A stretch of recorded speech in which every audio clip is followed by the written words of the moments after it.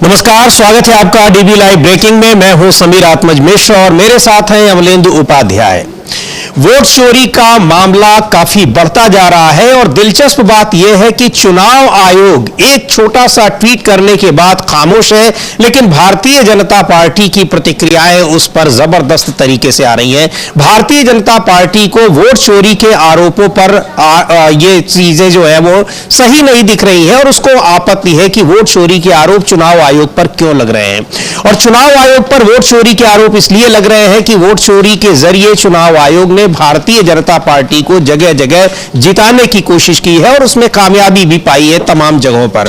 और बीजेपी के नेताओं में इसको लेकर किस कदर चिंता है वो भी हम दिखाएंगे कि चुनावी सभाओं में जनता खुद ही वोट चोरी के नारे लगा रही है और वो भी गृह मंत्री के सामने। किस तरीके से वो हम आपको बताएंगे, लेकिन वोट चोरी को लेकर कांग्रेस पार्टी अब एक और बड़ा अभियान चलाने जा रही है, लोगों को जागरूक करने का, कुछ उस तरह का जिस तरह से यात्रा निकाली गई थी वोटर अधिकार यात्रा बिहार में। तो इसको लेकर लेकिन और राहुल गांधी का जो कल की प्रेस कॉन्फ्रेंस थी जिसमें उन्होंने पावर प्रेजेंटेशन के जरिए ये बताया था कि कैसे तमाम नंबरों से और एक सेंट्रलाइज्ड सिस्टम के जरिए लोगों के वोट मतदाता सूची से काटे जा रहे हैं और तमाम जगहों पर वोट जोड़े जा रहे हैं। इसको लेकर कई प्रतिक्रियाएं आ रही हैं और भारतीय जनता पार्टी की ओर से सबसे ज्यादा परेशानी ये दिखाई पड़ रही है साफ तौर पर।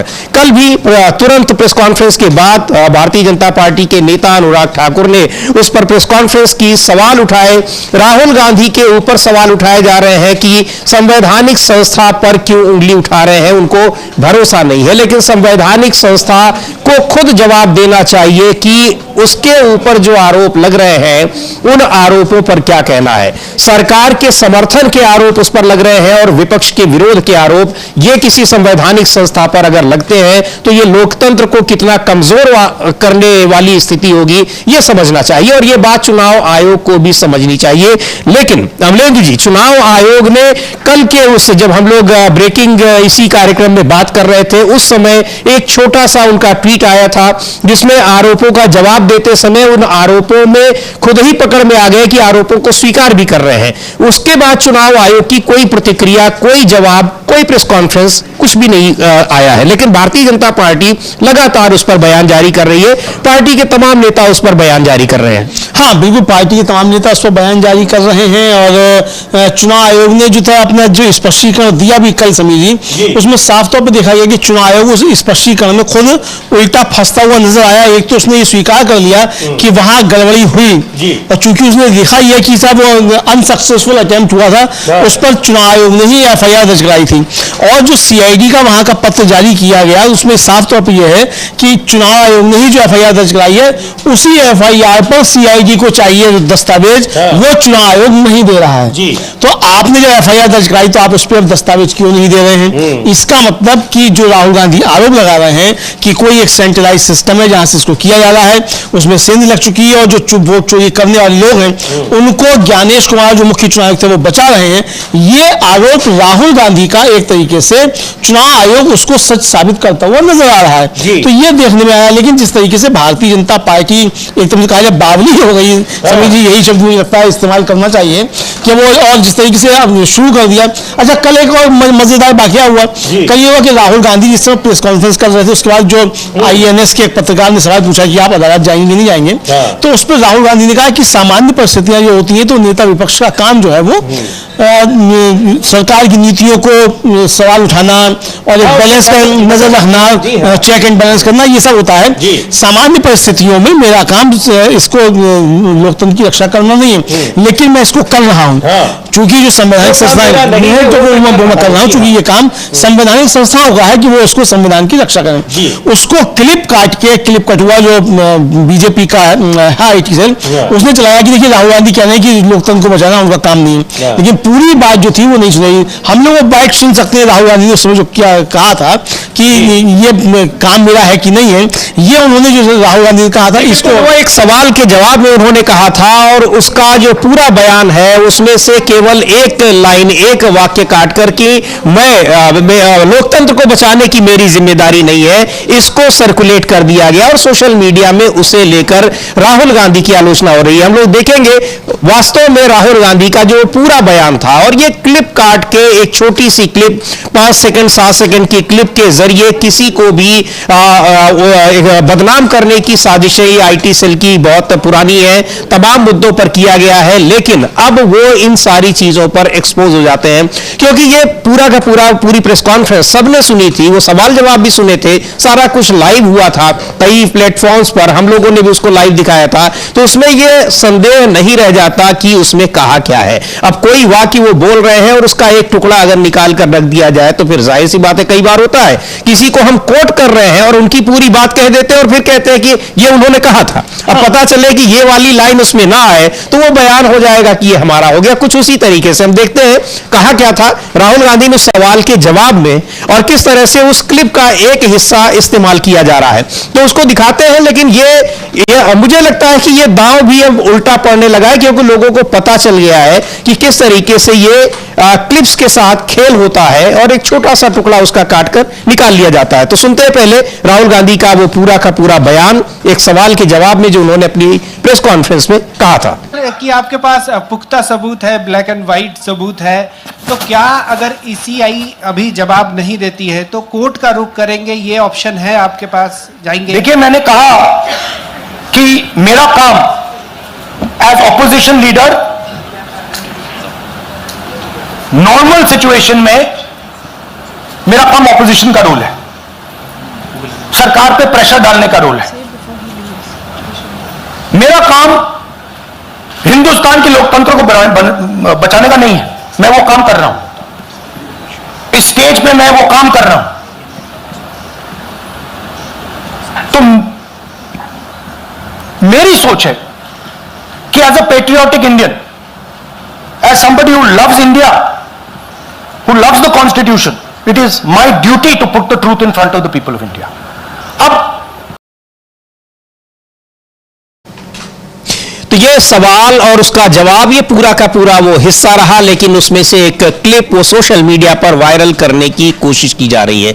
और हैरानी की बात यह है कि भारतीय जनता पार्टी राहुल गांधी के उन सारे तथ्यों को जो ढूंढ कर लाए हैं, पूरी जांच पड़ताल के बाद लाए हैं, चुनाव आयोग के ही अपने वो दस्तावेज हैं, उनको जब निकाल कर सामने रख दिया है तो उन आरोपों को वो आधारहीन बता रहे हैं। इस पर प्रतिक्रियाएं आई हैं कांग्रेस पार्टी की तरफ से भी, लेकिन सवाल यह है कि चुनाव आयोग खामोश है। चुनाव आयोग जो जवाब देता भी है उसमें वो उन आरोपों को खुद स्वीकार कर रहा है, और उसके बाद भारतीय जनता पार्टी की ओर से ये जवाब आता है कि सारे आरोप आधारहीन हैं। हाँ, बिल्कुल आता है कि सारे आरोप आधारहीन हैं। उसके बाद जो है वो ये सब के जो है वो कह दिया जाता है। तो आरोप आधारहीन है, लेकिन आधारहीन है तो उसको आप ये क्या कहना चाहते हैं ये तो बताइए। आधारहीन है तो आपको कैसे मालूम कि आधारहीन है, क्या हुआ? और सबसे बड़ी बात यह है समीर जी कि जैसे राहुल गांधी की प्रेस कॉन्फ्रेंस हुई और उसके 10 मिनट के बाद आपका जो है आता है कि ये इनकरेक्ट है,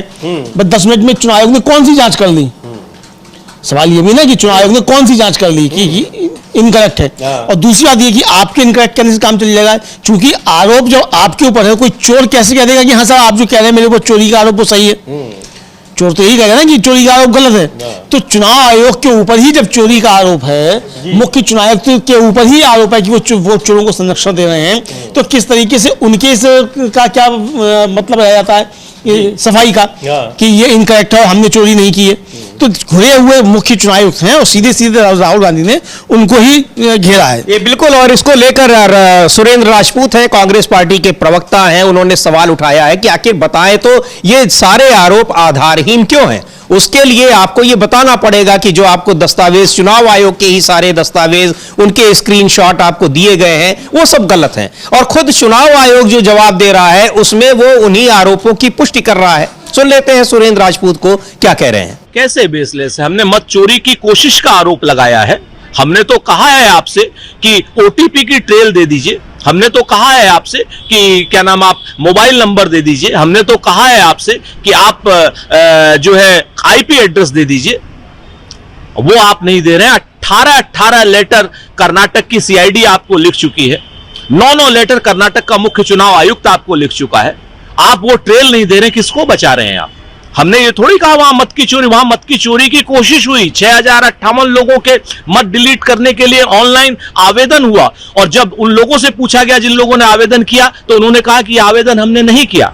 कौन सा कॉल सेंटर है, कौन सा सॉफ्टवेयर है, कौन लोग कहां से कर रहे हैं? जब सीआईडी की ये जांच में आप सहयोग नहीं कर रहे हैं, तो माना जाएगा कि आप लोकतंत्र के चोरों की रक्षा करने का काम कर रहे हैं चुनाव आयोग और ज्ञानेश गुप्ता जी। वरना 7 दिन के अंदर ये लेटर दीजिए। आपकी ये जो जुमलेबाजी है ये नहीं चलेगी। लोकतंत्र को बचाने के लिए अब देश का युवा, देश का नौजवान और देश का किसान निकल पड़ा है, और ये यात्रा रुकेगी नहीं। तो ये बेसलेस क्यों है, इसका जवाब देना पड़ेगा चुनाव आयोग को। 1 हफ्ते का समय दिया गया है और वो बताए, और चुनाव आयोग का भी हम वो आप दिखाएंगे कि जो जवाब कल आया था कि किस तरीके से जो आरोप लगाए गए हैं उनकी वो खुद ही पुष्टि कर रहा है, लेकिन आरोप को एक तरफ बता रहा है कि मिसलीडिंग, ये गलत है, यानी फेक है। ये भी एक बड़ी मतलब हैरान करने वाली बात है कि खुद ही उन सारे आरोपों को एक एक कर बता रहा है कि हाँ ऐसा हुआ था। इतने सारे वोटों को रिजेक्ट करने के एप्लीकेशन आए हुए थे, उनको डिलीट करने के एप्लीकेशन आए हुए थे, लेकिन पूरी की पूरी बात को जो कह रहा है वो कह रहा है कि ये मिसलीडिंग है। तो चुनाव आयोग पर बहुत सारे सवाल उठ रहे हैं। चुनाव आयोग की विश्वसनीयता को लेकर आरजेडी सांसद मनोज झा को सुन लेते हैं। कह रहे हैं कि अब चुनाव आयोग के बारे में एक बार फिर से विचार करने की जरूरत है, केवल चुनाव आयोग में बैठे लोगों को नहीं बल्कि देश की जनता को भी, जिस तरीके से वो अपनी विश्वसनीयता को खोता चला जा रहा है। मनोज झा को सुनते हैं। एसआईआर को लेकर के बड़ी सख्त टिप्पणी माननीय सर्वोच्च न्यायालय ने कर दी है। एक भी अनियमितता पाई गई तो पूरा का पूरा एसआईआर रद्द हो जाएगा। और आज ही अगर राहुल जी के आप पीसी देखिए तो चुनाव आयोग, अब तो मैं कटघरे भी नहीं कहूंगा, चुनाव आयोग खुद अपनी नजरों में बहुत गिर चुका है, और मैं समझता हूं उसको रिवैम्प करने की जरूरत है, रीबिल्ड करने की जरूरत है। बिहार में क्या लगे सब चुनाव होने वाला क्या लगे, इसके पता होगी? जब हम दिसंबर में आपसे मिलेंगे तो नई सरकार तेजस्वी जी के नेतृत्व में और उसके एजेंडे पे बात। तो सीधे कह रहे हैं कि चुनाव आयोग अपनी ही नजरों में गिर गया है, लेकिन मुख्य चुनाव आयुक्त या चुनाव आयोग का जो जवाब रहा है अमलेंदु जी, उसको देखकर ऐसा लग रहा है कि मनोज झा सही कह रहे हैं। हाँ बिल्कुल, मनोज झा की बात इसलिए सही लग रही है क्योंकि जो रवैया देखने को मिल रहा है समीर जी इसका चुनाव आयोग का, उससे तो यही लगता है कि राहुल गांधी के आरोप जो है वो सही है। वरना क्या वजह है कि भाई आप इसकी जांच नहीं करा रहे, और जांच कराने के बजाय आप सीधे सीधे जो है वो कह दे रहे हैं कि भाई ये ठीक नहीं है, इनकरेक्ट है। तो करेक्ट क्या है भाई? आपने 5 मिनट में कैसे आपने जांच कर ली कि जो आरोप लगाया वो करते हैं। और दूसरा सबसे बड़ा सवाल समझ यही है कि चुनाव आयोग खुद ये मान रहा है कि उसने एफआईआर दर्ज कराई थी। जब उसने एफआईआर दर्ज कराई थी तो उस एफआईआर पर आप अब कागज क्यों नहीं दे रहे हैं? जब उसी एफआईआर पर आपसे कागज मांगे जा रहे हैं तो निश्चित तौर पर सवाल तो उठेंगे। जी बिल्कुल, एफआईआर पे कागज नहीं दे रहे हैं, एफआईआर पर क्या कार्रवाई हुई है वो सवाल तो उठेंगे ही। और वही सवाल, इसी तरह के सवाल एसआईआर पर भी उठे, मामला सुप्रीम कोर्ट में भी है। चुनाव आयोग तब भी सारे आरोपों को आधारहीन बताता रहा, लेकिन जिस तरीके से वहां लाखों की संख्या में लोगों ने खुद आकर शिकायत की, और अब सुप्रीम कोर्ट को भी लग रहा है कि चुनाव आयोग ने क्या किया है, अब वो एक बार बैकफुट पर वहां दिखाई पड़ रहा है। लेकिन चुनाव आयोग शुरू में सारे जो आरोप लगे हुए हैं, चाहे वो तथ्यों के आधार पर हो, चाहे लोग आकर खुद कह रहे हो, राहुल गांधी की कल की प्रेस कॉन्फ्रेंस में भी कई लोग ऐसे आए और जो जिनके नाम काटे गए थे और जिनके नंबर से उनके नाम कटने के लिए एप्लीकेशन दिया गया था, उन सारे लोगों को वहां खड़ा कर दिया। लेकिन अभी भी चुनाव आयोग इन सब आरोपों को आधारहीन बता रहा है। पर बिल्कुल जिस तरीके से मनोज झा कहते हैं कि पूरे इस पर एक पुनर्विचार करने की जरूरत है चुनाव आयोग की भूमिका पर, क्योंकि वो अपनी ही नजरों में अब गिर चुका है। तो बहुत गंभीर बात उन्होंने कही है, बहुत गंभीर सवाल है ये चुनाव आयोग की विश्वसनीयता पर। लेकिन चुनाव आयोग की विश्वसनीयता और चुनाव आयोग की भूमिका पर जो सवाल उठ रहे हैं उनमें गंभीर बात यह भी है कि आखिर भारतीय जनता पार्टी को चुनाव आयोग के पर लगे आरोपों के बारे में सफाई क्यों देनी पड़ रही है। चुनाव आयोग खामोश है लेकिन बीजेपी मुखर है। हाँ, चुनाव आयोग खामोश है, बीजेपी मुखर है और बीजेपी तुरंत प्रेस कॉन्फ्रेंस करने चली आई। भाई सवाल जब बीजेपी से नहीं, सवाल चुनाव आयोग से थे तो फिर बीजेपी क्यों चली आई। और जो सवाल पूछे जा रहे हैं, लगातार जनता की तरफ से सवाल पूछे जा रहे हैं कि भाई सवाल पूछा जाता है चुनाव आयोग से, जवाब देने उतर पड़ती है बीजेपी, तो आखिर बीजेपी क्यों उतर पड़ती है, कोई दूसरा दल क्यों नहीं उतरता। भाई बीजेपी के और सहयोगी दल भी हैं तो वो इस पर जवाब देने के लिए क्यों नहीं उतरते, ये सवाल जो है वो पूछा जा सकता है।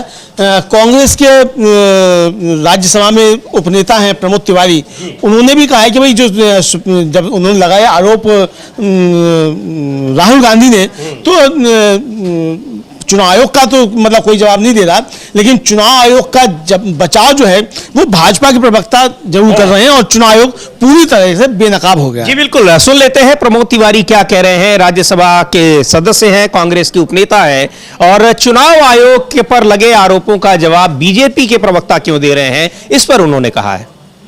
इनकरेक्ट है और भारतीय जनता पार्टी तो अपने आप से कह ही रही है कि राहुल गांधी हाइड्रोजन बॉम्ब का फोड़ने की बात कर रहे थे, लेकिन ये कल राहुल गांधी जी ने जो बातें कही साक्ष्य के साथ, आधार के साथ, डॉक्यूमेंट के साथ और लिविंग विटनेसेस के साथ,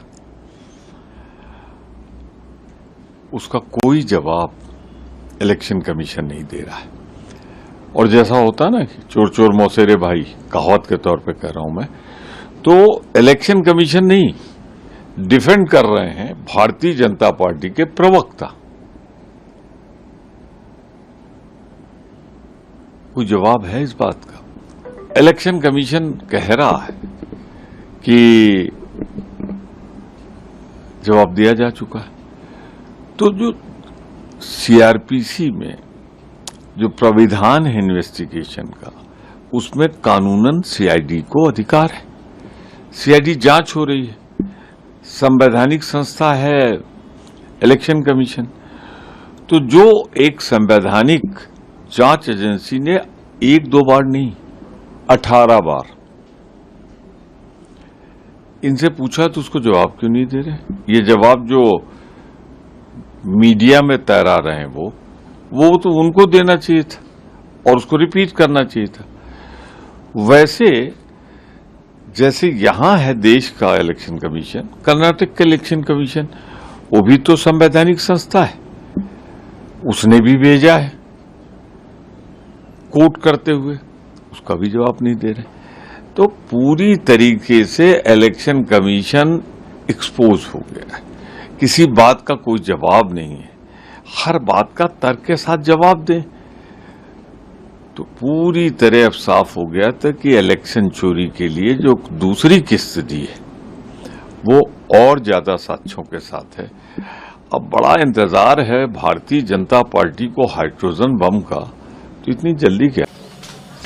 तो अब भारतीय जनता पार्टी के प्रवक्ता चुनाव आयोग के आरोपों का जवाब दे रहे हैं। अब इंतजार है हाइड्रोजन बम का, और बीजेपी चुनाव आयोग पर आरोप लगते हैं कि वो बीजेपी के लिए काम कर रहा है। चुनाव आयोग पर जब आरोप लग रहे हैं तो उसका जवाब उसको बचाने के लिए बीजेपी के प्रवक्ता आ रहे हैं। निश्चित तौर पर ये फिर आरोपों की पुष्टि होती है कि आखिर ये सब क्या हो रहा है। और जबकि चुनाव आयोग को कायदे से विपक्ष के जो आरोप हैं उसमें उनको उन आरोपों का जवाब देना चाहिए और उनको संतुष्ट करना चाहिए। संवैधानिक संस्था है, किसी एक पार्टी के लिए काम करने वाली संस्था नहीं है। लेकिन जिस तरीके से विश्वसनीयता पर सवाल उठ रहे हैं चुनाव आयोग की, वो चुनाव आयोग की इन्हीं सब जो कार्यप्रणाली है, इन्हीं सब वजहों से उठ रहे हैं। लेकिन चुनाव आयोग कहीं से भी लगता नहीं है कि वो अपने रवैये में कोई बदलाव कर रहा है। चाहे एसआईआर पर हो रही सुनवाई के दौरान जिस तरीके से वो सुप्रीम कोर्ट में जवाब दे रहा है, सुप्रीम कोर्ट में सुनवाई के बावजूद वहां पर तमाम एसआईआर को लेकर कई फैसले आ रहे हैं, कई खबरें आ रही हैं और ऑफ द रिकॉर्ड खबरें आ रही हैं, सूत्रों के आधार पर चुनाव आयोग प्रेस कॉन्फ्रेंस कर रहा है। ये सारी चीजें ये बता रही हैं कि चुनाव आयोग किस तरीके से सरकार की शह पर बिल्कुल मनमाने रवैये पर उतर आया है। ये आरोप विपक्ष के यूं ही नहीं लग रहे हैं अमलेंदु जी। हाँ बिल्कुल, विपक्ष के आरोप यूं ही नहीं लग रहे हैं, और विपक्ष के आरोप जो है वो जो जिस तरीके से लग रहे हैं, सरकार की तरफ से भी जिस तरीके के जवाब आ रहे हैं वो विपक्ष के आरोपों को सही साबित करते हुए ही जो है वो नजर आ रहे हैं समीर जी। बिल्कुल साफ तौर पे अगर देखा जाए तो यही समझ में आता है कि जो विपक्ष के आरोप हैं आप उन्हीं को सच साबित करते हुए नजर आते हैं। तो ये बिल्कुल समझा जा सकता है कि किस तरीके से ये आरोप जो हैं विपक्ष के हैं, और विपक्ष जो है किस तरीके से जो आरोप लगा रहा है, चुनाव आयोग के पास उनके कोई जवाब नहीं है किसी भी तरीके से, ये साफ तौर पर समझा जा सकता है। लेकिन चुनाव आयोग जवाब क्यों नहीं दे रहा, अब सवाल तो ये भी है समीर जी, भारतीय जनता पार्टी क्यों दे रही है।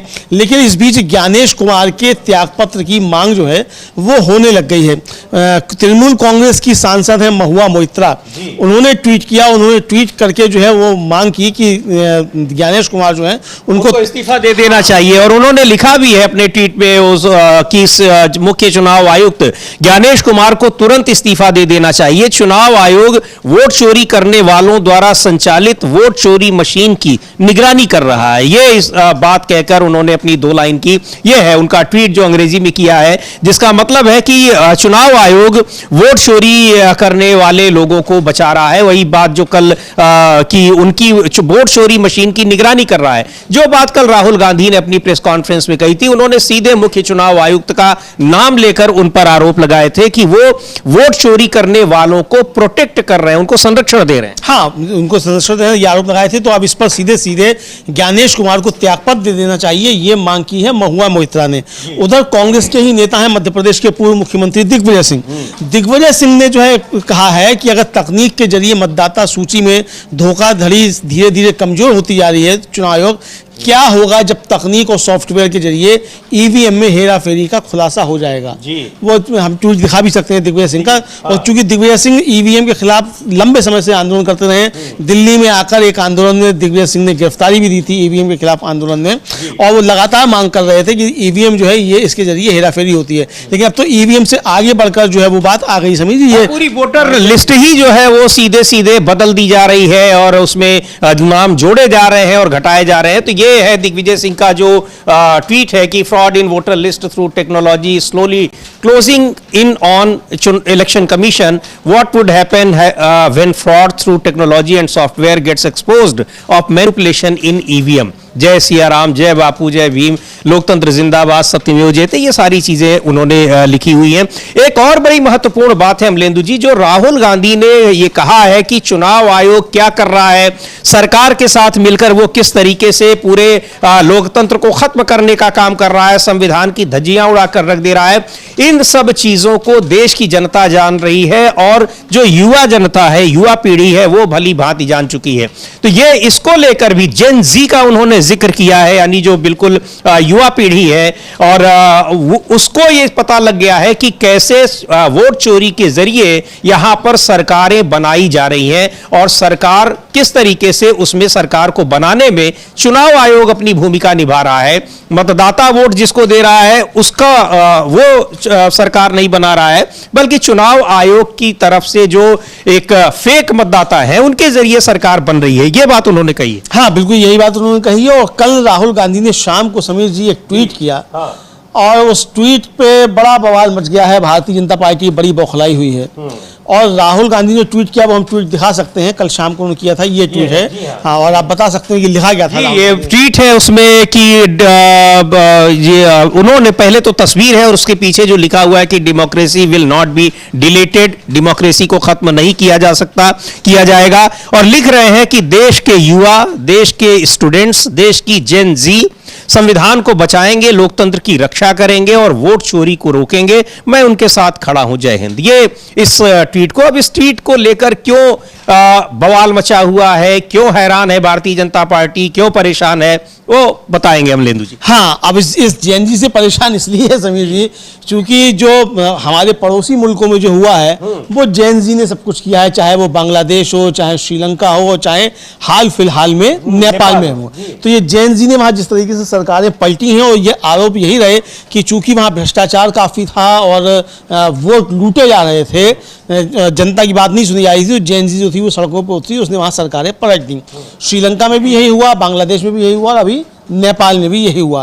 तो अब इस जेन जी के ट्वीट को लेकर भारतीय जनता पार्टी काफी ज्यादा परेशान नजर आ रही है और पूरा जो कॉर्पोरेट मीडिया है, बंधक मीडिया है, वो इसको लेकर काफी ज्यादा परेशान है। और आप देखिए कि किस तरीके से जो कॉर्पोरेट मीडिया के पत्रकार हैं वो इस जेन जी को लेकर किस तरीके की टिप्पणियां सब कर रहे हैं सोशल मीडिया पर, यानी कार्यक्रम भी कर रहे हैं अपने चैनल्स पर और सोशल मीडिया पर आकर इसको लेकर टिप्पणी भी कर रहे हैं। और ये जेन जी से काफी ज्यादा घबराए हुए सब मालूम पड़ रहे हैं। घबराए हुए तो अमलेंदु जी यहाँ पर आम जनता के बीच जिस तरह से वोट चोरी का मसला चला गया है, जो जेन जी और युवा और स्टूडेंट्स इनकी बात कर रहे हैं राहुल गांधी, कल एक बड़ा एक कह लीजिए कि मजेदार दृश्य दिखाई पड़ा एक सभा में। गृह मंत्री अमित शाह वहां पर वो पूछ रहे थे कि राहुल गांधी क्यों आए थे यहां, यानी बिहार में, तो वहां के लोगों ने जो जवाब दिया और उसके बाद फिर जो प्रतिक्रिया रही गृह मंत्री अमित शाह की, वो भी बड़ी दिलचस्प रही। हम आपको दिखाएंगे भी, लेकिन बहुत अमित शाह को ये उम्मीद नहीं रही होगी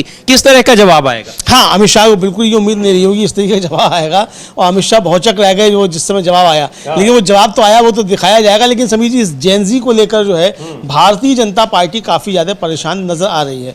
भारतीय जनता पार्टी के बहुत बड़बोले सांसद हैं निशिकांत दुबे, उन्होंने पहले तो सोशल मीडिया पर लिखा, उसके बाद फिर उन्होंने एक बाइट भी दी है जेन जी को लेकर और वो बता रहे हैं कि जेन जी तो जो है वो परिवारवाद से परेशान है और जाने किस किस से परेशान है, तो राहुल गांधी को हटाएगा। तो भाई अगर राहुल गांधी को हटाएगा तो आपको परेशानी क्यों हो रही है जी? तो सरकार में कौन है, राहुल गांधी है क्या? अब तो मुझे लगता है हम लोग सुन लेते हैं निशिकांत दुबे को और क्या कह रहे हैं जेन जी को लेकर उन्होंने क्या कहा है। लेकिन उससे पहले देखते हैं गृह मंत्री अमित शाह की सभा में जो कुछ भी हुआ उसमें किस तरीके से वहां लोगों ने वोट चोरी के मुद्दे पर उनसे बात की, उन्होंने पूछा, उनका कहना क्या था। हर बार झूठा नैरेटिव फैलाते। अभी अभी ये राहुल बाबा यात्रा कर गए ना भाई। यात्रा का विषय क्या था उनका बताओ तो जरा। अरे यार, वोट चोरी नहीं था, मैं बाद में बताता हूं क्या था। मित्रों, यात्रा का विषय बिहार में अच्छी शिक्षा लाना नहीं था। यात्रा का विषय रोजगारी नहीं था। यात्रा का विषय बिहार में 24 घंटा बिजली नहीं था। यात्रा का विषय हर गांव हर टोले में रोड पहुंचाना नहीं था। यात्रा का विषय था जो बांग्लादेश से घुसपैठिए आए हैं उनको बचाने का विषय था। यहां इतने सारे लोग हैं, आप किसी का वोट कटा है क्या? अरे जोर से बोलो, कटा है क्या? तो किसका कटा है? जोर से बोलो, किसका कटा है? ये राहुल गांधी की यात्रा घुसपैठिया बचाओ यात्रा थी और मैं इस मंच से तो वे वोट चोरी को लेकर तो सीधे वहां की जनता ने ही बताया कि राहुल गांधी की यात्रा वोट चोरी को लेकर थी। लेकिन जो कारण यात्रा क्यों थी, जो कारण अमित शाह बता रहे हैं अमलेंदु जी, तो वो तो सीधे तौर पर दिखाई पड़ रहा है कि वो नीतीश कुमार को ही घेर रहे हैं, कह रहे हैं कि बेरोजगारी पर नहीं थी, यानी ये सब यहां पर मुद्दे हैं जिनको राहुल गांधी ने नहीं उठाया, ये उनका कहना था। हाँ, यही कहना था कि बेरोजगारी पे नहीं थी और किस किस पे नहीं थी। लेकिन ये मतलब उन्होंने स्वीकार किया, तो जनता ने वहीं से जवाब दे दिया कि वोट चोरी पर जो थी ये यात्रा थी। तो अब ये अमित शाह जी को मालूम पड़ गया है, जो हम लोग लगातार चर्चा कर रहे थे, कि राहुल गांधी ने इस मुद्दे को जन जन तक पहुंचा दिया है कि किस तरीके से ये जन जन तक जो है बात पहुंची हुई है कि वोट चोरी हो रही है और वोट चोरी के बीच जो है ये सवाल उठ रहे हैं। और वो अमित शाह जी को भी मालूम पड़ गया कि जनता तक ये बात पहुंच चुकी है। हाँ जी बिल्कुल। तो सुन लेते हैं जो जेन जी को लेकर निशिकांत दुबे ने, जो बीजेपी के सांसद है, उन्होंने क्या कहा है। जय हिंद। उसके बाद आपका भी ट्वीट आता है, क्या कुछ कहेंगे इस पूरे विषय पर? नहीं, हम तो उनके साथ ही खड़े हैं ना। जो जेन जी क्या है? जो जनरेशन नेक्स्ट है, जो युवा है, वो अपने देश के बारे में क्या सोचते हैं, वो पॉलिटिक्स के बारे में क्या सोचते हैं और वो किस तरह का तख्ता पलट करते हैं।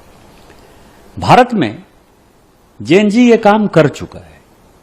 अरविंद केजरीवाल जी और अन्ना हजारे का जो मूवमेंट था वो जेन जी का प्रोडक्ट था। निर्भया कांड हो गया, वो जेन जी का प्रोडक्ट था।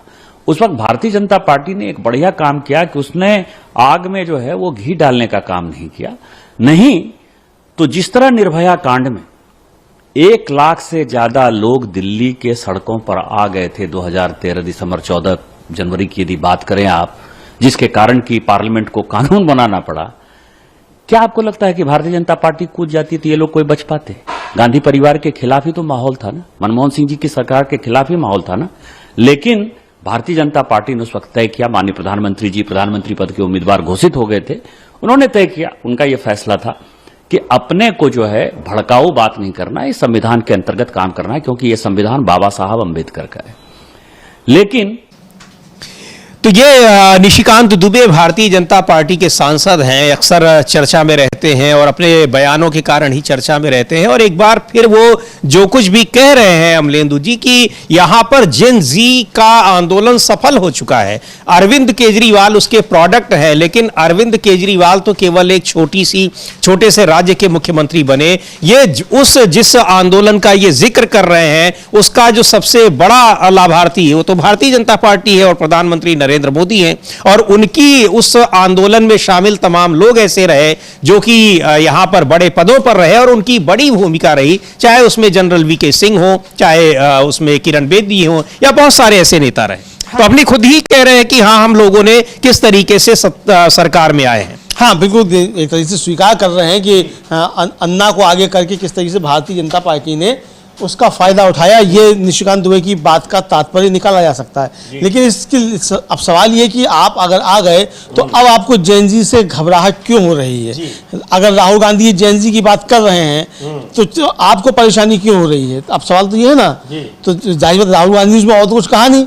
राहुल गांधी ने कहा कि जेएनजी, देश का युवा, ये स्टूडेंट्स, ये मिलकर संविधान को बचाएंगे। और कल राहुल गांधी ने अपनी जो थी प्रेस कॉन्फ्रेंस, उसमें साफ तौर पर कह दिया था कि भाई डेमोक्रेसी को कोई मैं या कोई पार्टी या कोई नेता नहीं बचा सकता, डेमोक्रेसी को जनता बचाएगी, जिसका कि सबसे बड़ा स्टेक इस डेमोक्रेसी में है। तो जनता बचाएगी और जनता का नहीं चाहेगी तो डेमोक्रेसी नहीं बचेगी। और जाहिर सी बात है समीर जी, राहुल गांधी भी ना कि जब आप लोकसभा चुनाव के पहले की हम बात करें तो उसमें जो संविधान को बदलने की बात भारतीय जनता पार्टी के तमाम नेता कह रहे थे, आखिरकार जनता ने उनको फिर वहां पर उस लायक बनने से रोक ही दिया। तो जनता ने वहां उस लोकतंत्र को बचाने के लिए हमेशा आगे आती है और वही बात एक बार फिर दोहरा रहे हैं राहुल गांधी। हाँ, बिल्कुल वही बात राहुल गांधी दोहराए हैं कि भाई जनता ही जो है सर्वोपरि है और जनता ने ही इसको जो था वो रोका कि किस तरीके से ये हो सकता है।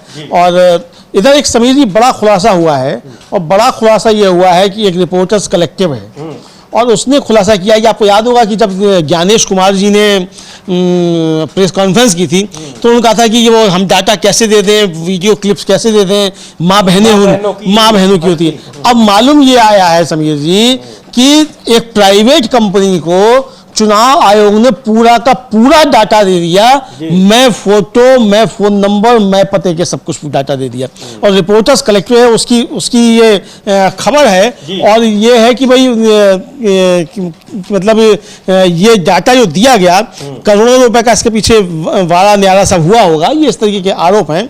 और ये साफ तौर पर जो है मतलब कि एक प्राइवेट कंपनी को दिया गया और आरटीआई से मालूम भी पड़ गया कि एक प्राइवेट कंपनी को दिया गया है, व्यापारिक उद्देश्य के लिए डाटा दिया गया। तो यानी चुनाव आयोग खुद डाटा इस तरीके से दे रहा है, और जब राजनीतिक दल मांग रहे हैं कि दीजिए आपने वोटिंग किस समय कराई, 6 बजे के बाद कितनी वोटिंग हुई, तो वो डाटा नहीं दिया जा रहा है। तो ये बड़ा जो है वो सामने आया है समीर जी। बिल्कुल, ये भी एक बड़ा मुद्दा है और ये चुनाव आयोग को भी घेरेगा और सरकार को भी घेरेगा कि किस तरीके से आंकड़ों को निजी कंपनियों को दिया जा रहा है और वो उससे पैसे की उगाही हो रही है, कमाई हो रही है। लेकिन जो बड़ा मुद्दा है वो है वोट चोरी, और इस वोट चोरी को लेकर किस तरीके से चुनाव आयोग घिरा है। चुनाव आयोग को बचाने के लिए भारतीय जनता पार्टी के नेता सामने आ रहे हैं और वो कह रहे हैं कि ये चुनाव आयोग पर सवाल उठाना ये ठीक नहीं है, ये नहीं करना चाहिए राहुल गांधी को या फिर विपक्ष को या फिर किसी को। क्यों नहीं करना चाहिए?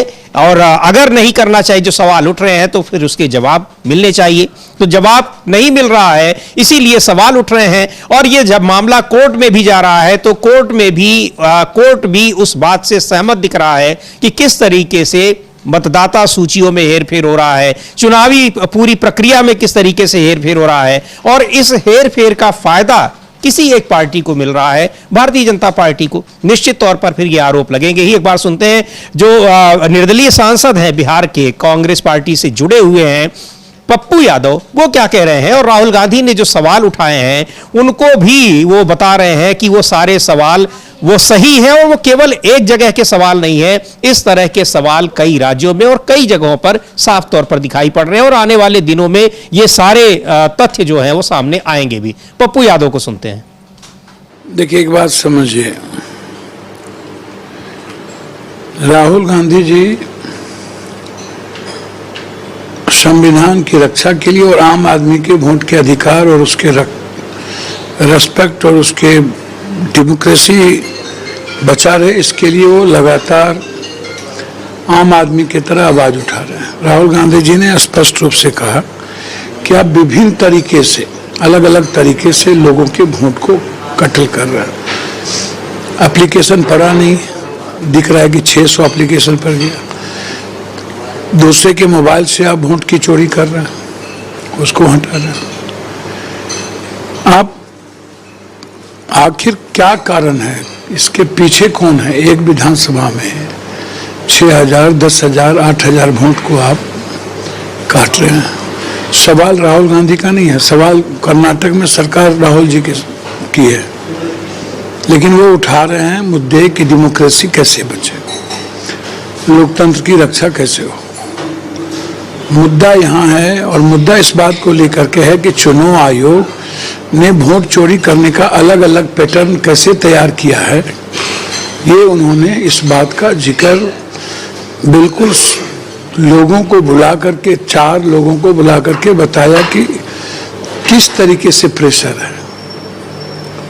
और जब इंक्वायरी की बात हो रही है, हर कीमत पर इंक्वायरी, और 9 महीने से सीआईडी बार बार चुनाव आयोग से प्रूव्ड मांग रहा है, कह रहा है कि हमको ये चाहिए, और चुनाव आयोग ने कोई जवाब नहीं दिया।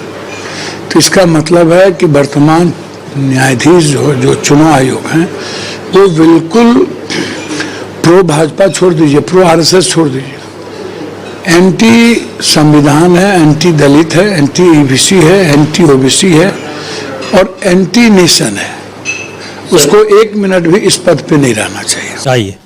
तो ये सीधे तौर पर मुख्य चुनाव आयुक्त को किस तरीके से वो संविधान के खिलाफ काम कर रहे हैं और देश के खिलाफ काम कर रहे हैं। 1 सेकंड भी पद पर नहीं रहना चाहिए। महुआ मोइत्रा भी कह रही कि मुख्य चुनाव आयुक्त को इस्तीफा दे देना चाहिए, जिस तरह के उन पर आरोप लग रहे हैं। लेकिन मुख्य चुनाव आयुक्त या चुनाव आयोग एक लाइन का जवाब अभी भी भेज रहा है कि सारे आरोप गलत हैं। अमलेंदु जी। हाँ, बिल्कुल, अभी भी ये कह रहा है कि सारे आरोप गलत हैं और ये आरोप गलत है, इसको साबित नहीं कर पा रहा कि आरोप किस तरह से गलत है। और जिस खबर क्यों गलत है ये नहीं बता, हाँ क्यों गलत है ये नहीं बता रहा। और जिस खबर की हमने अभी चर्चा की समीर जी, वो रिपोर्टर्स कलेक्टिव की जो खबर है उसमें ये है कि नवंबर 2019 में तेलंगाना सरकार ने पेंशन भोगी लाइव सत्यापन प्रणाली शुरू की, जो पेंशन प्राप्तकर्ताओं के जनसांख्यिकीय विवरण और तस्वीरों को सत्यापित करने के लिए सॉफ्टवेयर प्रक्रिया है। और इस सॉफ्टवेयर को विकसित करने और संशोधित करने और परीक्षण करने के लिए निजी कंपनियों को अनुबंधित किया गया था।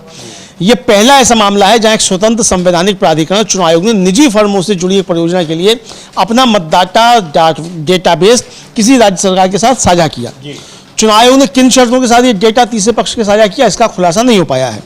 मतदाता सूची चुनाव आयोग द्वारा देखरेख में किया जाने वाला केंद्रीय डेटाबेस है, केवल उसकी अनुमति से ही जो देखी जा सकती है। रिपोर्टर्स कलेक्टिव जिसने ये खबर की है उसने डेटा साझा करने की शर्तों के बारे में चुनाव आयोग को लिखित प्रश्न भेजे, लेकिन चुनाव आयोग ने उनका कोई जवाब नहीं दिया। अब ये सवाल उठ रहे हैं कि उन्होंने फिर पूछा उनके अधिकारियों से, तो उनके अधिकारियों ने कहा कि हमारे पास इसका नहीं है, सरकार के पास था, वहां से उसको हमको मिला है। यानी ये सरकार की तरफ से एक जो योजना लाई गई उसमें चुनाव आयोग ने वो पूरा डेटाबेस दे दिया, मैं नाम पते फोटो समेत सब कुछ दे दिया। तो आखिर ये कैसे दे दिया? और जब दूसरे विपक्ष मांग रहा है कि भाई आपने 5 बजे के बाद कैसे कराया, तो आप बता रहे हैं कि माताओं बहनों के फोटो थे उसमें, वो कैसे दे दिए जाए? तो ये एक साफ तरीके से उठ रहा है।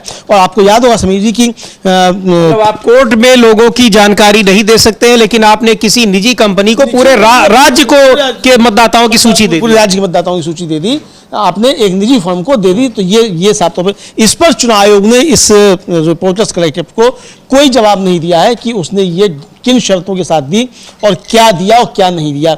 जबकि जो उसके अधिकारी हैं, जो पोसा इडेक्स जो कंपनी है जिसको दिया गया था, और उसके प्रबंध निदेशक हैं भारतीय राजस्व सेवा के पूर्व अधिकारी हैं GT वेंकटेश्वर राव, उन्होंने जो कहा उस रिपोर्टर्स कलेक्शन, उन्होंने कहा कि ये परियोजना तेलंगाना सरकार द्वारा डिजाइन और स्वामित्व में है। एप्लीकेशन के उपयोग के लिए किए जाने वाले सभी डेटा सेट और उपयोग की मंजूरी तेलंगाना सरकार द्वारा तय की जाती है। एप्लीकेशन को सरकार अपने डेटा सेंटर में होस्ट करती है, हमारे पास डेटा एक्सेस नहीं है, ये उनका कहना है। जबकि दूसरे जो इसके सह संस्थापक हैं, CEO हैं उसके, वेंकट रेड्डी, उन्होंने कहा जहां तक मुझे जानकारी है ये एप्लीकेशन चुनाव आयोग के डेटा का उपयोग नहीं करता है। अब दोनों अलग अलग बात कह रहे हैं। और फिर रेड्डी ये भी कह रहे हैं कि ऐप तेलंगाना सरकार के स्वामित्व में है और इसे हमने नहीं बल्कि किसी अन्य कंपनी ने बनाया है। हमने तो प्रमाणीकरण को आसान बनाने के लिए एक छोटा सा घटक प्रदान किया है और ये किसी भी डेटाबेस के साथ इंटरेक्ट नहीं करता। यानी दोनों लोग जो है वो अलग अलग तरीके की बयान दे रहे हैं, लेकिन चुनाव आयोग इसका जवाब नहीं दे रहा कि आपने निजी कंपनी को आपने ये डेटाबेस कैसे दे दिया पूरा, और जबकि आप न अदालत को दे रहे हैं और न आप विपक्षी दलों को दे रहे हैं। जी बिल्कुल। तो एक ये भी एक बहुत गंभीर मसला है कि चुनाव आयोग जो तमाम चुनाव से जुड़े, मतदान की प्रक्रिया से जुड़े जो तमाम तथ्य हैं, तमाम डॉक्यूमेंट्स हैं, उनको नहीं दे रहा है, लेकिन पूरे के पूरे राज्य के मतदाताओं की सूची वो किसी निजी कंपनी को दे रहा है जो अपने काम में उनका इस्तेमाल करेगी। जबकि किसी का निजी डेटा किसी दूसरे को बिना उनकी अनुमति के देना यह अपराध होता है। लेकिन चुनाव आयोग बिना किसी से पूछे मतदाताओं के पूरे जो उनका रिकॉर्ड है वो दे रहा है। तो ये एक बड़ा मुद्दा है। अब ये तेलंगाना में ही ऐसा हुआ है या फिर और राज्यों में भी, चूंकि उस जो मीडिया हाउस है उन्होंने अभी तेलंगाना के बारे में ये खबर की है, लेकिन मुझे लगता है कि ये एक और बड़ा मसला है अमलेंदु जी, जिस पर अब चुनाव आयोग घिरेगा। और हो सकता है कि और भी कई राज्यों में इस तरह से उसने किया हो, डेटा लोगों के जो आंकड़े हैं, मतदाताओं की सूची है, वो लोगों को दी हो, उनकी निजी जानकारी दी हो। हाँ बिल्कुल हो सकता है समीर जी, और इस तरह की और खबरें भी आ सकती हैं। अब ये चोरी पकड़ना जो एक तरीके से ये पकड़ में मतलब इस सवाल अब जो है इसको काफी ज्यादा उठना शुरू हो गए हैं, ये साफ तौर पर देखा जा सकता है। इधर राहुल गांधी और सोनिया गांधी जो है वो वायनाड पहुंच गए हैं, केरल पहुंच गए हैं। वहाँ प्रियंका गांधी पहले से ही हैं, वो अभियान चला रही हैं और लोगों से अपील कर रही हैं कि सब लोग जो है इसमें शामिल हो और हस्ताक्षर अभियान में शामिल हो। एक बार सुन भी लेते हैं उन्होंने कहा क्या है। सो प्रियंका गांधी ने वहाँ वायनाड में वोट चोरी के खिलाफ एक हस्ताक्षर अभियान चला रही हैं, उस पर कि लोगों को उसमें एक जागरूकता भी और किस तरीके से लोगों का उसमें समर्थन है, लोगों का अपना ओपिनियन क्या है। तो सुनते हैं क्या कहा है प्रियंका गांधी ने। तो इस वोट चोरी का ये अब कई स्तर पर ये लोगों के बीच ये पहुंच रहा है और साफ दिखाई पड़ रहा है कि भारतीय जनता पार्टी के नेताओं की सभाओं में भी किस तरीके से अब वोट चोरी का मुद्दा प्रमुखता से उठ रहा है, जिस तरह से हमने गृह मंत्री अमित शाह की उस सभा में देखा। हाँ बिल्कुल, गृह मंत्री अमित शाह की सभा में ही जनता की तरफ से आया कि वोट चोरी वोट चोरी वोट चोरी, ये जो है वो आया जनता की तरफ से ही। तो अब समझा जा सकता है समीर जी कि किस तरीके से अब ये मसला जो है आम जनता तक पहुंच गया। और जब अमित शाह के सामने ही बीजेपी के ही कार्यकर्ता कह रहे हैं कि राहुल गांधी की सभा वोट चोरी के खिलाफ थी, तो और अमित शाह का उसमें चेहरा देखने लायक था कि किस तरीके से वो बता रहे हैं कि भाई उसके लिए नहीं थी, मैं बाद में बताऊंगा। खैर सुन देखते हैं क्या कहा है प्रियंका गांधी ने वोट चोरी को लेकर जो हस्ताक्षर अभियान की शुरुआत उन्होंने की है।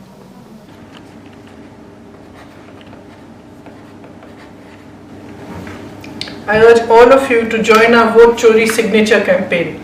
Just as every vote counts, every signature counts, every one of your voice standing up for democracy, standing up for the constitutional values which we are fighting for our constitution. तो यह हस्ताक्षर अभियान की शुरुआत की है प्रियंका गांधी ने वोट चोरी के खिलाफ, और इस हस्ताक्षर अभियान आगे बढ़ रहा है। इधर जो बिहार में वोटर अधिकार यात्रा रही, ये सारे मुद्दे अब ये पूरा का पूरा ये मामला ये भारतीय जनता पार्टी पर भी भारी पड़ता दिखाई पड़ रहा है, क्योंकि चुनाव आयोग एक तो इसलिए घिरा हुआ है कि वो भारतीय जनता पार्टी को फायदा पहुंचा रहा है, और दूसरी तरफ चुनाव आयोग को बचाने के लिए भारतीय जनता पार्टी सीधे तौर पर उतर रही है। भारतीय जनता पार्टी के नेता बाकायदा प्रेस कॉन्फ्रेंस कर रहे हैं। अब यह सवाल पूछा जा रहा है कि पूरे मुद्दे पर कहीं भी भारतीय जनता पार्टी का नाम नहीं है, बीजेपी के किसी नेता का नाम नहीं है। पूरी की पूरी प्रेस कॉन्फ्रेंस जो कल की थी राहुल गांधी की, वो चुनाव आयोग पर थी। मुख्य चुनाव आयुक्त का उसमें सीधे नाम लिया गया, लेकिन भारतीय जनता पार्टी को आपत्ति क्यों है? वो प्रेस कॉन्फ्रेंस के लिए क्यों उतर आई? हाँ बिल्कुल, यही सवाल उठ रहा है। पूरा देश यही सवाल कर रहा है कि भाई चुनाव आयोग की तरफ से बात नहीं आ रही, लेकिन आप जो हैं वो खुद बता रहे हैं, मतलब बीजेपी जो है उनके समर्थन में उतर रही है कि भाई वोट चोरी जो है वो मतलब चुनाव आयोग नहीं कर रहा है, उनको संरक्षण नहीं दे रहा है। तो चुनाव आयोग का बचाव करने के लिए क्यों आ रहे हैं, ये तो साफ तौर पर सवाल उठ ही रहे हैं। भारतीय जनता पार्टी आखिर चुनाव के बचाव में क्यों आती है, और आखिर दोनों का ये क्या कह जाता है गठबंधन चुनाव आयोग और भारतीय जनता पार्टी का, कि भाई किस तरीके से आप जो हैं एक दूसरे के बचाव में आगे आ रहे हैं। जी बिल्कुल, एक दूसरे के बचाव में आगे आ रहे हैं और एक दूसरे की मदद से एक दूसरे को फायदा हो रहा है, ये विपक्ष कह रहा है। और आप जब एक दूसरे के बचाव में उतर रहे हैं तो विपक्ष के इन आरोपों को मजबूती भी मिल रही है। सुनते हैं कांग्रेस के सांसद इमरान प्रतापगढ़ी, वो क्या कह रहे हैं इस मुद्दे पर। पर दूसरा प्रेस कॉन्फ्रेंस की, चुनाव आयोग का कहना है कि निराधार आरोप है, पूरा कैंपेन यात्रा एसआईआर को लेकर था। चुनाव आयोग का तो पहली बार भी कुछ कहना था, पहली बार तो धमकियां थी, इस बार तो शुक्र है कि इस पर आ गए कि नहीं निराधार है। अगला जब प्रेस कॉन्फ्रेंस होगा तो चुनाव आयोग मुझे लगता है कि सारे अपने हौसले पस्त कर देगा और अंततः मान लेगा कि वो वोट चोरी में सरकार की मदद कर रहा है। उधर तो वोट चोरी को लेकर किस तरीके से अब चुनाव आयोग ही नहीं भारतीय जनता पार्टी घिरी हुई है और चुनाव आयोग के बचाव में पूरी तरह से उतरी हुई है, इसलिए वो भी इस पूरे मुद्दे पर घिरी हुई है। और चूंकि आरोप यह है कि उसका वोट चोरी का जो पूरा फायदा है वो भारतीय जनता पार्टी को ही मिल रहा है और चुनाव आयोग बीजेपी को ही जिताने के लिए इस तरह के काम कर रहा है। अच्छा, एक सवाल और भी आता है कि कई जगहों पर तो जहां विपक्ष जीत रहा है वहां क्यों नहीं हो रहा है। तो कल कहा राहुल गांधी ने कि बहुत ही टारगेटेड वे में ये पूरा काम होता है, लक्षित तरीके से उन जगहों पर मतदाताओं के नाम डिलीट किए जाते हैं जहां विपक्षी पार्टियों के मतदाता ज्यादातर होते हैं और वहां तमाम वोट जोड़ दिए जाते हैं, फर्जी वोट जोड़ दिए जाते हैं जो सीधे तौर पर पड़ते हैं, मिलते हैं सत्ता पक्ष को यानी बीजेपी को। तो ये ऐसे ही नहीं हो रहा है। और दूसरी तरफ तमिलनाडु में अगर ये कर लेंगे तो सबको पता लग जाएगा। हाँ, बहुत सारी पंजाब में कर लेंगे तो पता चल जाए। तो लोग जो पूछते हैं जब पंजाब में हो गया तो वहां जो जीत गया तो वहां नहीं किया और तमिलनाडु में नहीं किया, आंध्र प्रदेश में नहीं किया, तेलंगाना में नहीं किया। अरे वहां आप करते तो आपकी पोल खुल जाती, इसलिए नहीं किया। बिल्कुल ये तो फिर और उसको अपने को डिफेंड करने के लिए भी कि हाँ सही चुनाव हो रहे हैं तभी, लेकिन ये इतना आसान नहीं है चुनाव आयोग को जवाब देना। चुनाव आयोग जवाब नहीं दे पा रहा है, लेकिन अब एक हफ्ते का समय मिला हुआ है, उसके बाद फिर ये सवाल और भी पूछे जाएंगे और क्या कार्रवाई होगी ये भी देखने में आएगा। एक बार सुनते हैं सुरेंद्र राजपूत जो कांग्रेस पार्टी के प्रवक्ता है वो क्या कह रहे हैं इस मुद्दे पर। और राहुल गांधी के सवालों का जवाब चुनाव आयोग नहीं देता है तो फिर क्या होगा। आज श्री राहुल गांधी जी ने कर्नाटक की अलंद असेंबली के एक चुनाव बूथ पर और एक चुनाव क्षेत्र पर जो 6000 वोटों के डिलीशन का खुलासा किया, वो अपने आप में चौंकाने वाला है। और उससे भी ज्यादा चौंकाने वाले बातें तो भारतीय जनता पार्टी कर रही है। हमने तो ज्ञानेश कुमार गुप्ता जी के सामने कुछ सवाल रखे, उनसे जवाब मांगा, आ गए अनुराग ठाकुर साहब जवाब देने के लिए, करने लग गए उल्टी सीधी बातें। भाई जब हम ये पूछ रहे हैं कि साहब वोट डिलीशन के फॉर्म 36 सेकंड में 2 फॉर्म कैसे भर जाएंगे, अनुराग ठाकुर स्वयं भर के दिखा देना। सुबह 4:07 पर जो वोट डिलीशन का कैसे कोई फोन कर रहा है बताए ना। और जब कर्नाटक की सीआईडी एफआईआर के अगेंस्ट में आपसे आईपी एड्रेस मांग रही है, जब कर्नाटक की सीआईडी ईसीआई से पूरा डेटा मांग रही है, तो ईसीआई क्यों नहीं दे रही है डेटा। इलेक्शन कमीशन ये क्यों कह रहा है कि यहां पर कांग्रेस के पाटिल साहब जीत गए इसलिए फोर्स वोटों की कोई जांच नहीं होगी, एलिगेशन की कोई क्यों नहीं होगी जांच। चोरी हुई है, हमारे पास धन ज्यादा था, हमारे पास वोट ज्यादा थे, हम जीत गए कुछ कम वोटों से, और अगर हमारे पास वोट कम होते तो हम चुनाव हार जाते। तो भारतीय जनता पार्टी और चुनाव आयोग अपराध की गंभीरता को खत्म करने की या कम करने का प्रयास क्यों कर रहा है? ये रिश्ता क्या है? ये संयोग नहीं है, ये तो प्रयोग है, सीधा सीधा प्रयोग है। जिस तरीके से चुनाव आयोग लगातार एक प्रोटेक्टर की भूमिका निभा रहा है, वोट चोरों के सामने एक शील्ड की भूमिका निभा रहा है, वो अपने आप में गंभीर सवाल खड़े करता है। आप कानून सम्मत काम क्यों नहीं कर रहे हैं? आपका काम अचानक से श्री राहुल गांधी जी प्रेस कॉन्फ्रेंस करते हैं, 1 घंटे में आप कह देते हैं वो निराधार है। कोई जांच की क्या आपने? अगर कोई जांच की है आपने तो वो सामने रखिए। जांच आपने कोई की नहीं, राहुल गांधी जी जो बोल रहे हैं और आकर के उसका डिनायल करना है क्योंकि कहीं से किसी साहिब के यहां से आपके पास आदेश आया होगा। चुनाव आयोग वालों, संभल जाइए, चेत जाइए, देख लीजिए अड़ोस पड़ोस में क्या हो रहा है। आपका काम, संवैधानिक संस्थाओं का काम देश के संविधान को प्रोटेक्ट करना है। अगर लीडर ऑफ अपोजिशन एक आरोप लगाता है तो उसकी जांच करना आपकी नैतिक जिम्मेवारी है, कर्तव्य है आपका, और आप उस कर्तव्य से भाग रहे हैं। आप लीडर ऑफ अपोजिशन को बेसलेस बोल दे रहे हैं बगैर किसी जांच किए हुए। अगर leader of opposition Shri Rahul Gandhi ji के आरोप बेसलेस हैं तो आप एफआईआर कीजिए ना उनके खिलाफ। 7 दिन का समय है, चेत जाइए वरना दूसरा बम फूटेगा।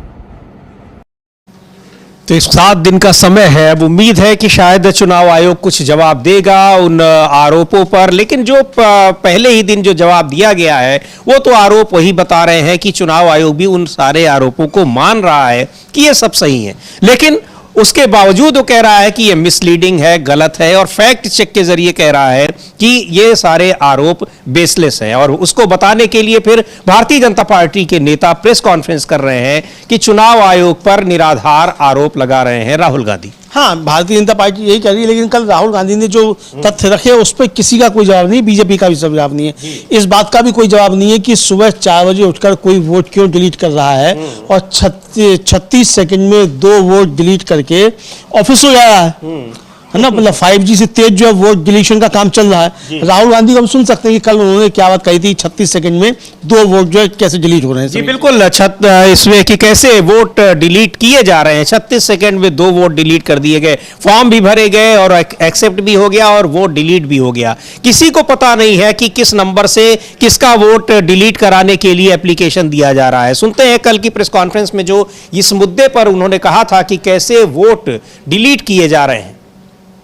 नागराज जी, इन्होंने 2 एप्लीकेशन 36 सेकंड में फाइल कर दी है, और मजे की बात देखिए, ये 4 बजे सुबह उठ के फाइल कर रहे हैं।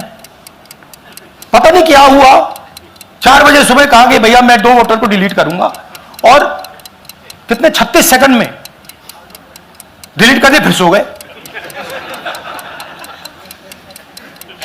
हमारी माइंड में पहले सवाल था कि क्या इलेक्शन कमीशन भी सो रहा है, मगर नहीं, सोया कोई नहीं है, जगे हुए हैं, सिस्टमैटिकली मदद हो रही है।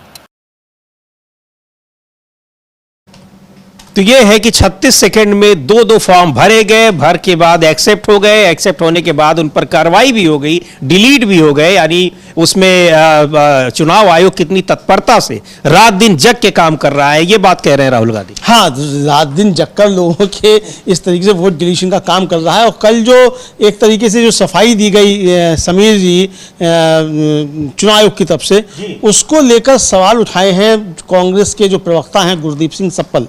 उन्होंने कल एक लंबा चौड़ा ट्वीट किया, चुनाव आयोग के जो थे वो 2 जारी करते हुए, दोनों जो चुनाव आयोग के पत्र हैं दोनों को जारी किया, दोनों को जारी किया है। और उन्होंने सवाल उठाया, वो आप बता सकते हैं कि जी उन्होंने लिखा है पूरा एक सिलसिलेवार तरीके से। उन्होंने गुरदीप सप्पल ने उस पूरे घटनाक्रम को बताया है कि 3 दिसंबर 2024 को कांग्रेस पार्टी का प्रतिनिधिमंडल चुनाव आयोग से मिला था। हमने लिखित में मांग की थी कि महाराष्ट्र में थोक में फॉर्म 7 भरने वालों के नाम उजागर किए जाएं। फॉर्म 7 भरकर कोई भी नागरिक किसी दूसरे व्यक्ति का नाम वोटर लिस्ट से कटवाने की अर्जी दे सकता है। हमने उन आईपी एड्रेस की जानकारी भी मांगी थी जिनसे थोक में फॉर्म 7 भरे गए थे, लेकिन चुनाव आयोग ने न तो जानकारी दी न खुद कोई जांच की, सब कुछ ठंडे बस्ते में डाल दिया और कह दिया कि उसकी प्रक्रिया इतनी फुल प्रूफ है, इतनी अच्छी है कि किसी भी वोटर का नाम गलती से कट ही नहीं सकता। और यह भी कि किसी भी वोटर का नाम काटने से पहले उसे एसडीएम या ईआरओ के सामने सुनवाई का मौका मिलता है। यह बिल्कुल गलत है। इसीलिए उत्तराखंड में करीब 4000 ऐसे वोटर जिनके नाम बिना उन्हें जानकारी दिए वोटर लिस्ट से हटा दिए गए थे, उन्हें आरटीआई की मार्फत पूछा है कि उनका नाम काटने के लिए फॉर्म 7 किसने भरा, ईआरओ ने कब उन्हें सूचित करने के लिए स्पीड पोस्ट से नोटिस भेजा, कब सुनवाई हुई, लेकिन उन्हें भी जवाब नहीं मिले। इसीलिए आज राहुल गांधी ने सबूत के साथ साबित किया कि कैसे एक सुनियोजित तरीके से वोट काटे जा रहे हैं और इन्होंने उन दोनों पत्रों को भी टैग किया है जो चुनाव आयोग की ओर से दिए गए हैं। तो ये इसमें चुनाव आयोग जो जवाब दे रहा है और चुनाव आयोग से जो सवाल पूछे जा रहे हैं उनमें कहीं कोई तालमेल नहीं दिखाई पड़ रहा है। बिल्कुल उसी तरह अमलेंदु जी, जैसे पिछले दिनों जब एसआईआर को लेकर प्रेस कॉन्फ्रेंस की थी चुनाव आयोग ने, मुख्य चुनाव आयुक्त ने ही सारे जवाब दिए और सवाल जो पूछे जा रहे थे उनके जवाब में उन सवालों की चर्चा कुछ नहीं थी, यानी उनके जवाब अपने पहले से ही तैयार थे कि उनको क्या बोलना है। हाँ, बिल्कुल पहले से उनके जवाब तैयार थे। इसका मतलब यही समझा जा सकता है कि पहले से तैयार जवाब थे, उस पर क्या बोलना है उनको पहले से सब कुछ तैयारियां थी। लेकिन अब इसको लेकर सवाल तो समीर जी लगातार उठ ही रहे हैं कि किस तरीके से चुनाव आयोग जो है वो बचाव नहीं कर पा रहा। तो चुनाव आयोग पे ऊपर सवाल है। अब चुनाव आयोग की जिम्मेदारी है, जब चुनाव आयोग से कहा गया कि 7 दिन के अंदर या तो कागज दो सीआईडी को, वरना फिर आप वोट चोरों को पनाह दे रहे हैं, ये आरोप सच साबित हो जाएगा। तो अब ज्ञानेश कुमार जी के ऊपर है कि वो 7 दिन के अंदर सीआईडी को वो कागज सौंप दें जो सीआईडी मांग रही है। आपकी एफआईआर पर ही मांग रही है जी। आपने जो एफआईआर दर्ज कराई थी उसी एफआईआर पर मांग रही है, तो आपको जांच में सहयोग करना ही पड़ेगा, चूंकि वो एफआईआर भी आपने ही लिखाई थी। और अगर आप जांच से भाग रहे हैं, इसका मतलब कि आप उसमें शामिल हैं, आप उसमें शरीक हैं और विपक्ष के आरोप फिर सही साबित हो जाएंगे कि ज्ञानेश कुमार जी मुख्य चुनाव आयुक्त जो हैं वो वोट चोरों को प्रश्रय दे रहे हैं। तो ये ठप्पा ना लगने पाए ज्ञानेश कुमार जी के ऊपर और पूर्व मुख्य चुनाव आयुक्त राजीव कुमार भी ना फंसने पाए, इसके लिए जिम्मेदारी बनती है ज्ञानेश कुमार जी की कि सीआईडी उनसे जो कागज मांग रही है वो कागज सीआईडी को दे दें। जी बिल्कुल। और जो उन पे आरोप लग रहे हैं कि उन पर जिम्मेदारी तो संविधान को प्रोटेक्ट करने की है, बचाने की है, लोकतंत्र को बचाने की है, लेकिन वो वोट चोरों को प्रोटेक्ट कर रहे हैं, उनको बचा रहे हैं, ये आरोप विपक्ष लगा रहा है। अब 7 दिन का समय है, वो इस पर क्या जवाब देते हैं, तर्कों के आधार पर, तथ्यों के आधार पर क्या जवाब देंगे, या फिर एक लाइन का जो कल उन्होंने जवाब दिया था उसको भी स्क्रीनशॉट हम लोग देखेंगे। लेकिन उससे पहले कांग्रेस के नेता हैं सुखदेव भगत, उन्होंने क्या कुछ कहा है वोट चोरी को लेकर। चूंकि तमाम राज्यों में इस तरह की घटनाएं हुई हैं और ये शिकायतें बार बार आती रही हैं, लेकिन पहली बार ऐसा हुआ है कि सारे तथ्यों को इकट्ठा करके ये शिकायतें अब सामने आ रही हैं और उसको लेकर राहुल गांधी आ रहे हैं। हालांकि अभी उन्होंने कहा भी है कि अभी इससे भी बड़ा खुलासा होना बाकी है। जिस हाइड्रोजन बम की बात हो रही है वो उसका आना अभी बाकी है। अभी तो ये सारी चीजें छोटी मोटी चीजें हैं और ये छोटी मोटी चीजें भी किस तरीके से एक उसमें पूरा चुनाव आयोग की पूरी कार्यप्रणाली को संदेह के घेरे में ला रही हैं, वो दिखाई पड़ रहा है। सुखदेव भगत को सुन लेते हैं क्या कह रहे हैं। मैं एक चीज जरूर कहना चाहूंगा, जो एक साख होता है चुनाव आयोग का साख, और निश्चित रूप से इसका प्रभाव पूरे देश पे पड़ रहा है कि कैसे चीजें चुराई जा रही है, कैसे चीजों को मैनिपुलेट किया जा रहा है, कैसे सत्ता में बने रहने के लिए किस प्रकार भारतीय जनता पार्टी और मोदी जी की सरकार चीजों को मैनिपुलेट कर रही है। उन्होंने कल जिन बातों का लगातार अगर इसके पहले भी पीसी के माध्यम से रखा है, चुनाव आयोग अपनी जिम्मेदारी से आज भी भाग रही है। कल का भी रवैया हुआ, कल का सीधा के आरोप बेबुनियाद है। तो क्या राहुल गांधी जी एकमात्र, क्या उन्हीं के पूरे देश में जिम्मेवारी बनती है 140 करोड़ में कि हम लोकतांत्रिक पद्धतियों को, संविधान को बचाने के लिए क्या उन्हीं की जिम्मेवारी है? ये पूरे देश की जिम्मेवारी है। और मैं समझता हूं कि देश, हमारी युवा जो हमारी पीढ़ी है, देश के कंधार है, हमारे भविष्य है, इसलिए इन्होंने इन चीजों को उनके समक्ष रखा है और पूरे देश के समक्ष रखा है। लेकिन चुनाव आयोग सबूत तो मांग रहा है, राहुल गांधी कह रहे हैं, चुनाव आयोग कह रहा है एफिडेविट तो दर्ज करिए, आप सबूत तो दीजिए। अच्छा, मैं समझता हूँ कि लोक लज्जा, लोकतंत्र लोक लज्जा से चलती है। और क्या मैं एक बात जरूर कहना चाहूंगा, ये चुनाव आयोग जिस सबूत की बात कर रही है वो ऐसा क्यों नहीं है कह रही कि किसी जज के माध्यम से हम पूरी चीजों को जांच कराए, थर्ड एजेंसी से जांच कराए? वो जो आरोप लगाए जा रहे हैं उसके बारे में वो सफाई नहीं दे रही है। सफाई कौन देती है? भारतीय जनता पार्टी देखती है। इसलिए हमने कहा कि भारतीय जनता पार्टी और चुनाव आयोग चोर चोर मौसेरे भाई की भूमिका में है। तो ये चुनाव आयोग और बीजेपी दोनों की मिली भगत है और इसीलिए ये आरोप लग रहे हैं और इसीलिए भारतीय जनता पार्टी चुनाव आयोग पर लगे आरोपों का जवाब दे रही है। इसलिए क्योंकि वो चुनाव आयोग जो कुछ कर रहा है, उसकी जो संदिग्ध कार्य प्रणाली है, उसकी लाभार्थी भारतीय जनता पार्टी है, ऐसा विपक्ष का कहना है। अब यही है कि क्रेडिबिलिटी, जो विश्वसनीयता की बात हो रही है चुनाव आयोग की, वो पूरी तरह से खत्म हो रही है अगर मुख्य चुनाव आयुक्त जवाब नहीं देते हैं ये जो आरोप लगे हुए हैं कि किस तरीके से वोटर लिस्ट से लोगों के नाम हटाए जा रहे हैं और जोड़े जा रहे हैं। तो विश्वसनीयता निश्चित तौर पर वो प्रभावित होगी। एक लाइन के जवाब से कि झूठ बोला जा रहा है, गुमराह किया जा रहा है, उससे काम नहीं चलने वाला है। हाँ बिल्कुल समझिए, इससे काम नहीं चलने वाला है और अब सवालों के जवाब देने ही पड़ेंगे, वरना फिर कोई रास्ता नहीं है। या तो सीआईडी के सामने हाजिर हो कागज लेकर, वरना देश से माफी मांगो। ज्ञानेश कुमार जी के सामने तीसरा कोई विकल्प नहीं है। जी बिल्कुल, ये उनको जवाब देना होगा और नहीं देंगे तो फिर इतनी बड़ी जो संवैधानिक संस्था है जिस पर देश के संविधान को, लोकतंत्र को बचाने की जिम्मेदारी है, उसकी विश्वसनीयता, उसकी साख पर बड़ा संकट है। अब इस संकट को से निकालेंगे या फिर इस संकट को और बढ़ाएंगे मुख्य चुनाव आयुक्त ज्ञानेश कुमार, ये देखने वाली बात है। क्या जवाब देते हैं ये भी बहुत देखना बड़ा महत्वपूर्ण होगा, रहेगी उस पर निगाह कि उनका जवाब आता है या नहीं आता है। लेकिन जवाब आना जरूर चाहिए।